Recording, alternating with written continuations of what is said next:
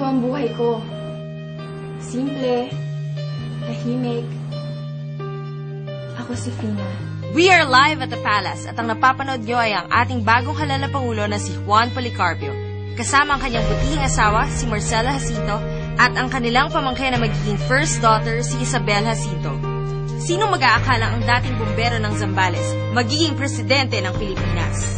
Yang Isabel na yan ang swerte. Biruin nyo, first daughter daw. Eh, di naman pala totoong anak. Ang gwapo talaga ni Jo Marie. Ang bata-bata mo pa, hindi ka pa pwedeng ma-inlove, no? Libre naman mangarap eh. Para talaga sa akin, siya ang Prince Charming ko. Ina, mahirap lang tayo. Si Jo Marie! Imposible maglapat ang langit sa lupa. Jo Marie? Ayoko na talaga sa kanya. Ba't sa'kin ka magalit? Dalawa! Uy, sorry na. Tatlo! May plema. Naku, kadiri. Grabe talaga yung babaeng yun. Ano ba yun? May ballpen ka? May notebook ka? Ano ba? Ang kulit mo eh!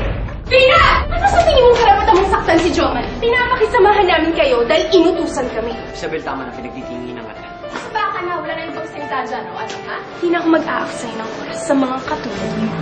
Dalawang buhay na magkaiba, pero tadhana nila'y iisa. May naisip na ako pangalan para dun sa bagong baby. Josefina. Tapos na. Oo, te.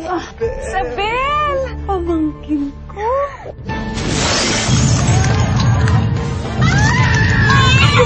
Wala na yung tadhana mo eh. Kapalan, kung napaglaruan ng tadhana. Yung baby ko! Sa ika-60 taon ng Pinoy soap opera, handog ng ABS-CBN ang isang obra maestra. Sino mag-aakala ang isang lumaki sa squatter, titira balang araw sa isang palasyo?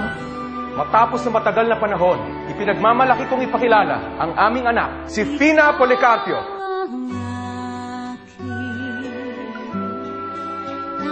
Kaya ba niyang panindigan ang buhay na kanyang pinasukan? Tanging yaman. Coming soon sa Primetime Bida.